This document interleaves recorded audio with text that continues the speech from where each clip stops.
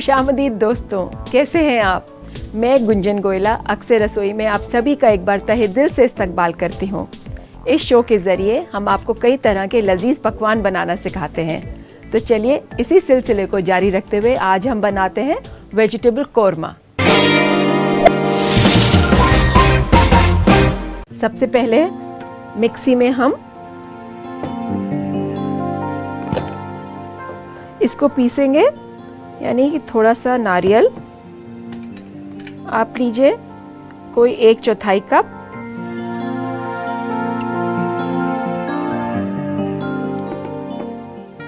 प्याज,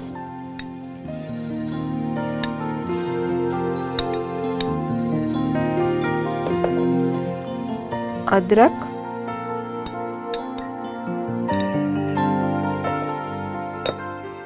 थोड़ी सी हरी मिर्च, थोड़ा सा कटा हुआ हरा धनिया और आधा चम्मच हल्दी। इस सब का हम एक पेस्ट, स्मूथ पेस्ट बनाएंगे।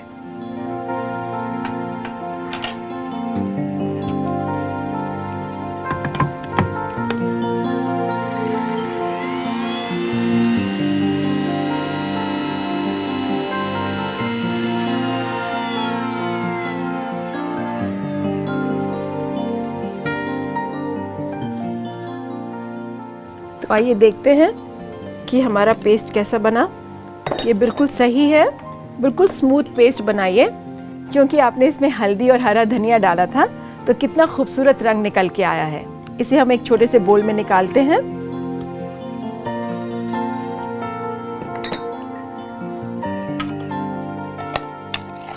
और निकाल के अलग रखेंगे। हमारी करी का बेस यही पेस्ट होगा। चलिए अब बनाते हैं थोड़ा सा गरम मसाला। इसके लिए हम लेंगे दालचीनी, थोड़ी सी लौंग, 4-5 इलायची के दाने और ये सौंफ। हल्की आंच पे हल्का सा ड्राई रोस्टिंग करेंगे और भुनने के बाद इसे हम पीसेंगे। जितनी देर में ये भुनेगा हम भूनते हैं अपना मसाला। इसके लिए हम पैन गरम करते हैं और डालते हैं थोड़ा सा घी या कुकिंग ऑयल।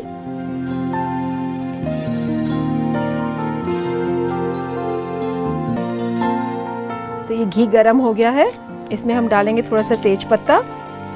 इसको एक बार हल्के से सौते करिए। इसी के साथ हम डाल देंगे हमारा पेस्ट और 1 मिनट हम इसे भूनेंगे।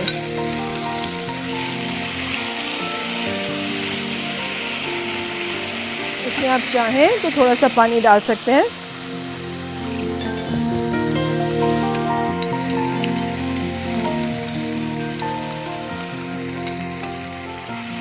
बस 2-3 मिनट के लिए भूनिए इसे। जितनी देर में ये पक रहा है, ये हमारा मसाला ड्राई रोस्ट हो गया है और इसे हम पीसेंगे मिक्सी में। उसके लिए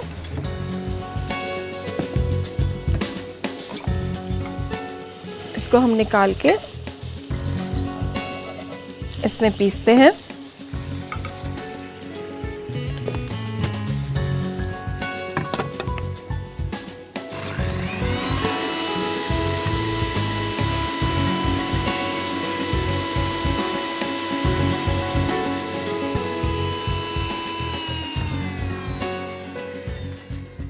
ये मसाला पिस गया है और हम इसे एक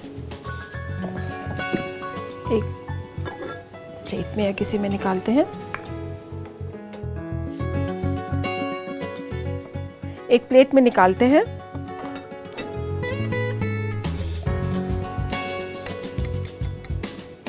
तो ये मसाला पिस गया है।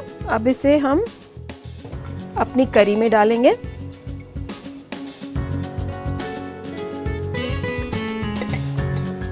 ये जो वेजिटेबल्स हमने काट के रखी हुई हैं, इसे हम करेंगे पार बॉयल।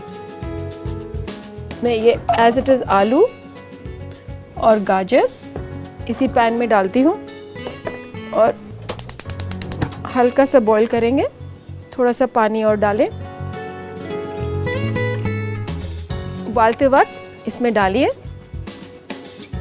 1/4 चम्मच नमक और हम इसे करेंगे कवर। दोस्तों, पार बॉईल का मतलब होता है हल्का सा बॉईल, और जो इसका स्टॉक बनेगा, स्टॉक उसे कहते हैं जो पानी जिसमें ये उबाला जा रहा है, तो जो इसका रेजिड्यू यानी जो इसका बचा हुआ पानी, उसको हम वेजिटेबल स्टॉक बोलते हैं। उसी समेत हम इस करी में डालेंगे जो कि एक ग्रेवी बनेगी। अभी हमने इस बेस को यानी कोकोनट पेस्ट को इतनी अच्छी तरह भूना है और ये हो गया है ड्राई, तो इस स्टॉक से इसमें करी का बेस आएगा।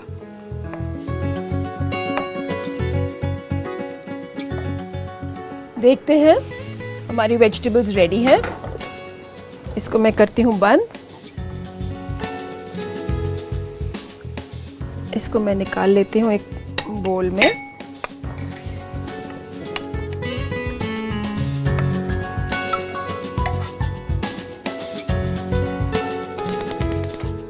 अब हम पैन में पार बॉईल करेंगे अपनी बीन्स। इसके लिए मैं हल्का सा पानी डाल रही हूँ और जब ये बॉईल हो जाएगा पानी, हम वेजिटेबल्स तब डालेंगे। आप ये सोच रहे होंगे दोस्तों, मैंने आलू को ठंडे पानी में डाल दिया था, मगर बीन्स और जितनी भी ग्रीन वेजिटेबल्स हैं उसे हम उबलते हुए पानी में डालते हैं। अभी बताती हूँ क्यों आपको। ये हमने डाल दिए बीन्स। ग्रीन वेजिटेबल्स में जो क्लोरोफिल है वो उड़ जाएगा अगर आप इसे ठंडे पानी में बॉईल करेंगे। इन द मीन टाइम हम अपनी ये ग्रेवी तैयार करते हैं। ये हमारा पेस्ट अच्छी तरह भुन गया है। अब हम इसमें डालेंगे चॉप्ड टोमेटोज।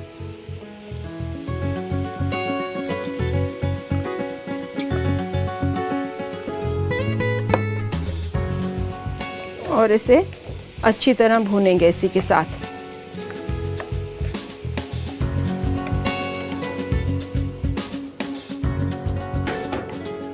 इसे भी हमें अल डांते बनाना है, तो इसे चलाते रहें और चेक करिए कि वेजिटेबल ओवर कुक ना हो जाए।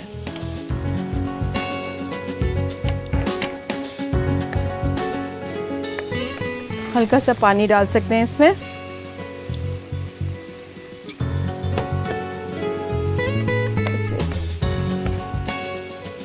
दो 4 मिनट और पकाइए ताकि टमाटर इसमें ज़ब्त हो जाए। दोस्तों, हमारा ये वेजिटेबल ऑलमोस्ट डन है। इसे मैं गैस बंद करती हूँ और इसको निकाल लेती हूँ बाकी वेजिटेबल्स के साथ।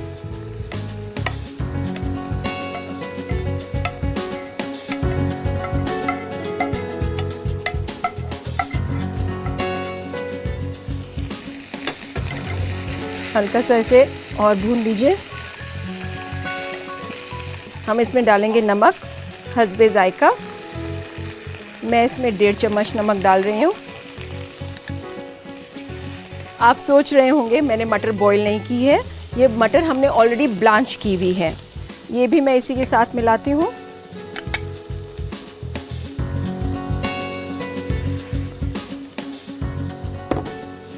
और अपनी ग्रेवी तैयार कर रही हूँ।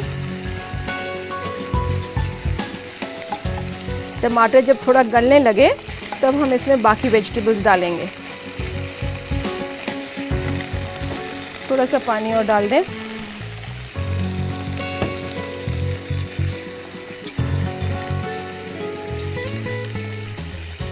ये ग्रेवी ऑलमोस्ट रेडी है हमारी।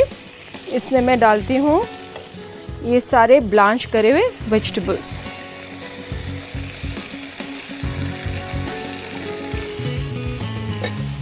बस क्योंकि हमारी करी भी पकी हुई है और वेजिटेबल्स भी प्री कुक्ड हैं, हमें बस 1 या 2 मिनट और पकाना है ताकि करी और वेजिटेबल आपस में ज़ब्त हो जाएं।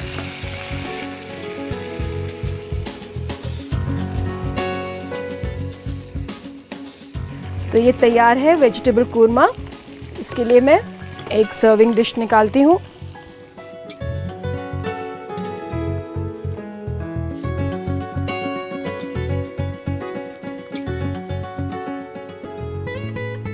इसे आप ब्रेड के साथ, चपाती या राइस के साथ सर्व करें। अच्छा कॉम्बिनेशन है ये और ड्राई वेजिटेबल है और आप देखेंगे इसमें तकरीबन सारी वेजिटेबल्स आ गई।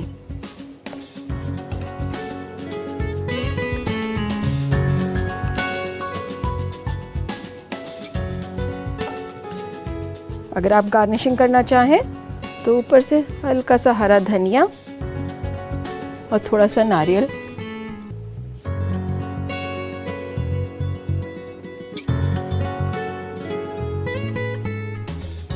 तो लीजिए साहब, तैयार है वेजिटेबल कोरमा।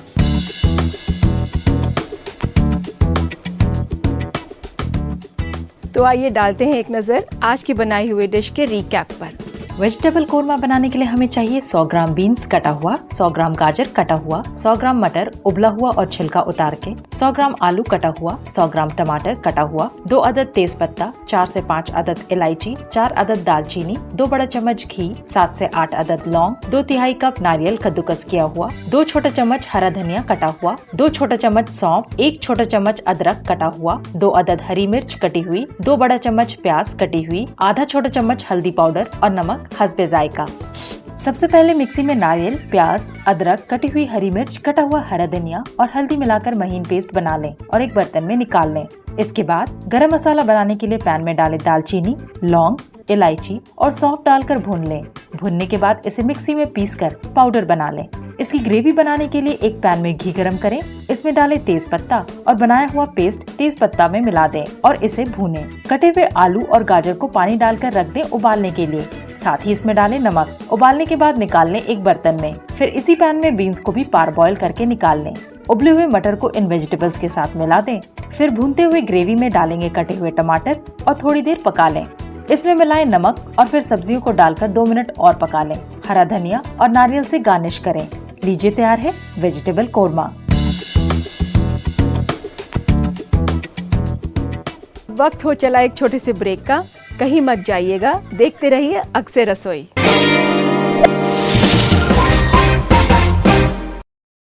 मुल्तानी कोका, कफ सिरप, तुलसी, वसा, यस्ती मधु।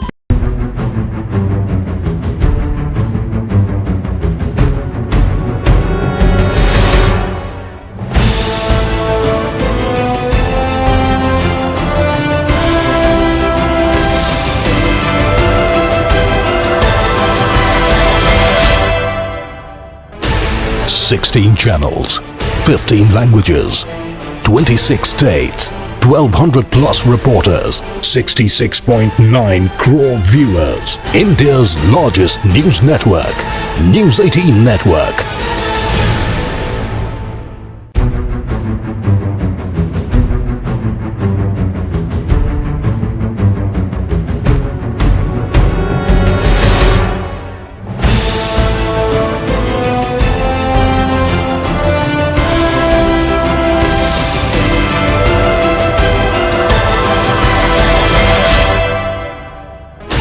Sixteen channels, 15 languages, 26 states, 1,200 plus reporters, 66.9 crore viewers. India's largest news network, News 18 Network.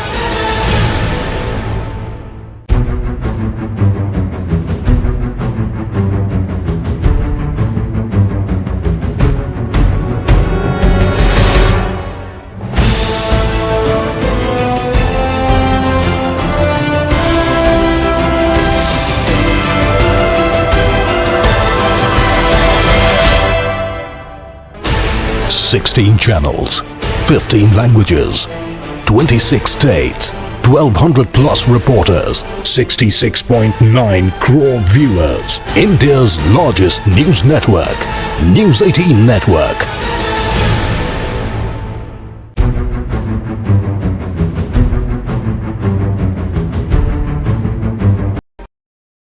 Break के बाद अक्से रसोई में आप सभी का एक बार फिर से इस्तकबाल है। दोस्तों, ये सेगमेंट मेरा पसंदीदा सेगमेंट है क्योंकि इसमें मुझे मिलते हैं आपके ख़त पढ़ने को। मगर उससे पहले आइए डालते हैं नज़र आज के बदलते हुए फूड ट्रेंड्स पर।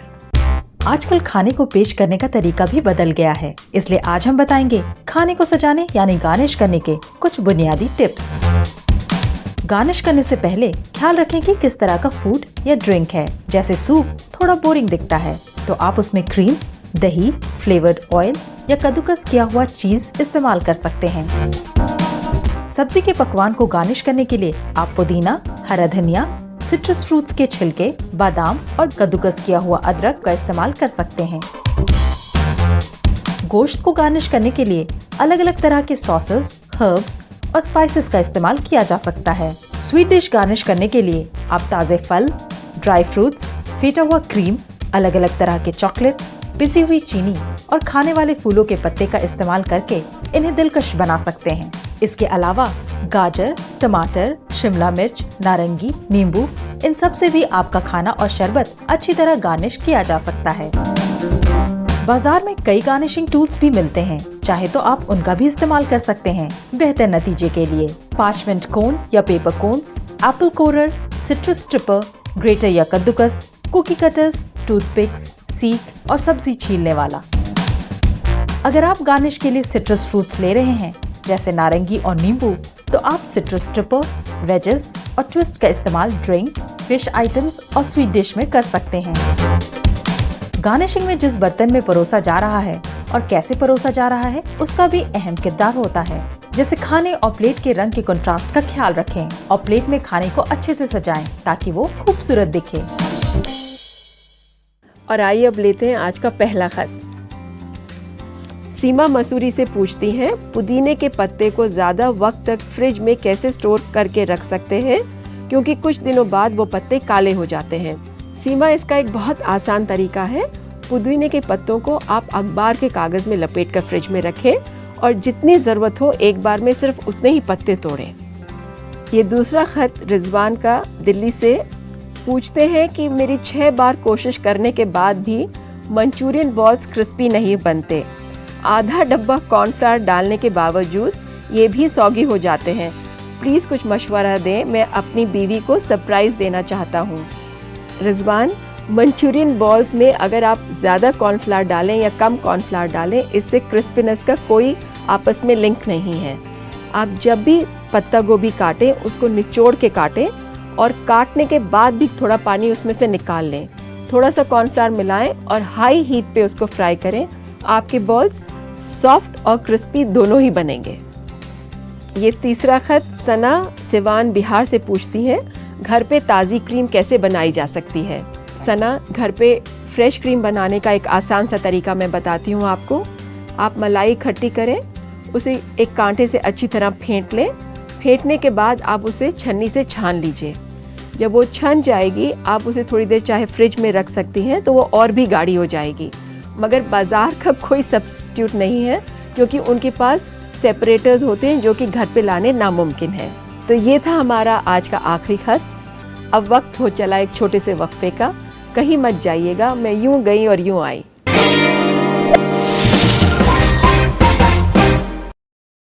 रूप मंत्र आयुर्वेदिक फेस क्रीम। इसमें है हल्दी चंदन के साथ एलोवेरा, तुलसी, नीम और बादाम तेल जैसी 12 खास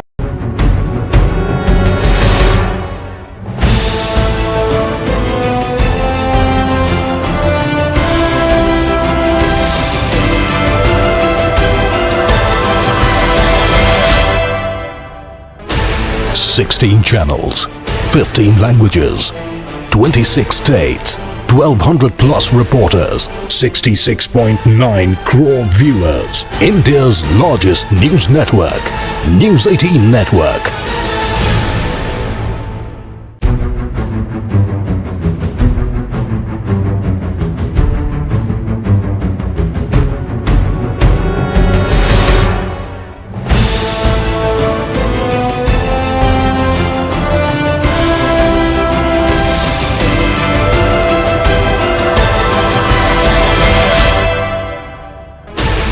$16 channels, 15 languages, 26 states, 1,200 plus reporters, 66.9 crore viewers. India's largest news network, News 18 Network.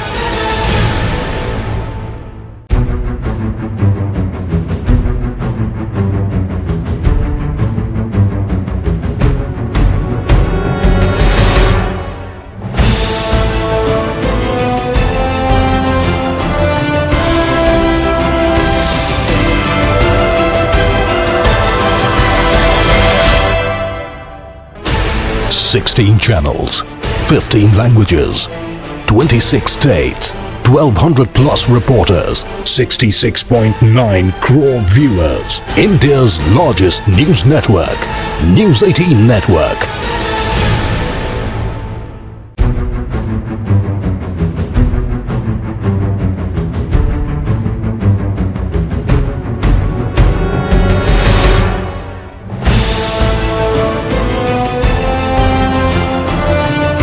इससे पहले हमने बनाया था वेजिटेबल कोरमा और अब बारी है ऑरेंज एंड स्पिनच सैलेड की। तो आइए शुरू करते हैं सैलेड। स्पिनच को थोड़ी देर पहले आप साफ करिए ठंडे पानी से और उसको थोड़ी देर बर्फ के पानी में भिगो दीजिए ताकि आपका सैलेड क्रिस्प रहे। जितना ठंडे पानी में आप रखेंगे सैलेड अपना क्रिस्पनेस लेगा और उतनी देर उसकी ताजगी भी बरकरार रहेगी। इसको हम डालते हैं एक बड़े बोल में।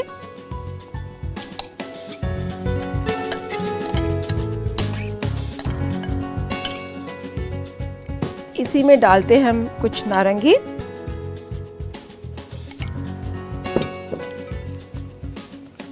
सच मानिए सैलेड एक अपनी ओन क्रिएटिविटी है। अगर आप इसमें चेरीज डालना चाहें तो आप चेरीज डालें, स्ट्रॉबेरीज भी डाल सकते हैं।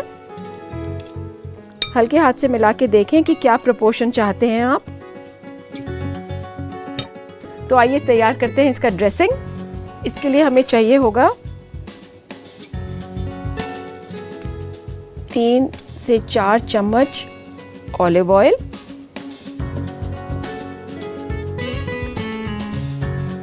थोड़ा सा विनेगर,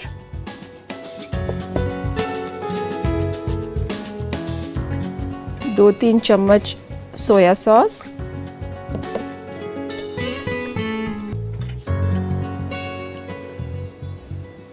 1-1.5 चम्मच चीनी,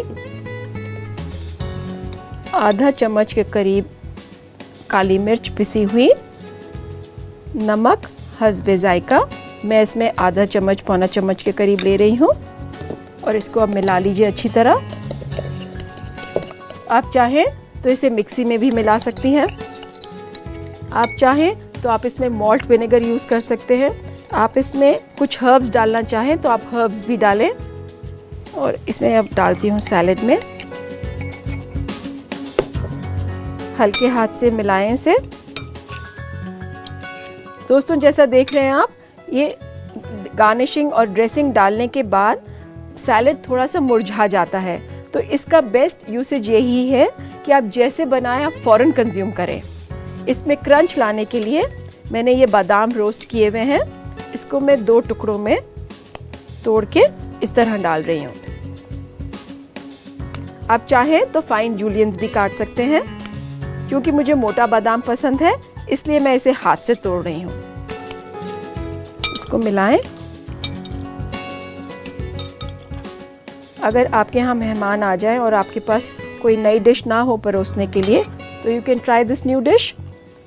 late me serve it in a बोल।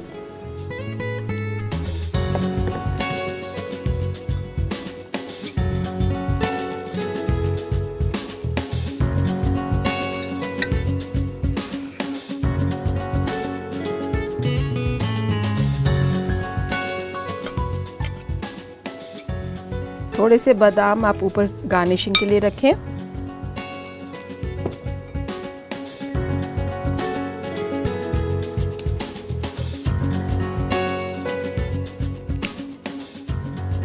आपका ऑरेंज एंड स्पिनच सैलेड बिल्कुल तैयार है।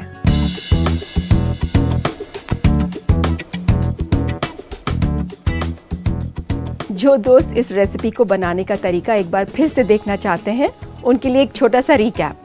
पालक और नारंगी का सलाद बनाने के लिए हमें चाहिए 200 ग्राम पालक कटा हुआ और 2 अदद नारंगी। ड्रेसिंग के लिए हमें चाहिए 3 से 4 छोटा चम्मच ऑलिव ऑयल, 1 छोटा चम्मच सिरका, 2 से 3 छोटा चम्मच सोया सॉस, आधा छोटा चम्मच काली मिर्च पाउडर और 1.5 छोटा चम्मच चीनी। टॉपिंग के लिए 4 अदद भुना हुआ बादाम। एक बड़े बर्तन में डालें कटा हुआ पालक और नारंगी छिलका उतरा हुआ और हल्के हाथ से मिला लें। इसकी ड्रेसिंग के लिए एक अलग बर्तन में डालें ऑलिव ऑयल, सिरका, सोया सॉस, चीनी, पिसी हुई काली मिर्च, नमक और इन सबको अच्छी तरह मिला दें। इस लिक्विड को सलाद में डाल दें और हल्के हाथ से मिलाएं। फिर इसमें भुना हुआ बादाम डालें और एक बार फिर मिलाएं। बादाम से गार्निश करें। आपका पालक और नारंगी का सलाद तैयार है।